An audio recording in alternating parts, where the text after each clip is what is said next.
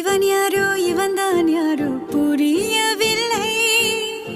எனக்காக எதற்காய் வந்தான் தெரியவில்லை. இவன் யாரோ இவன்தான் யாரோ புரியவில்லை. இளநீ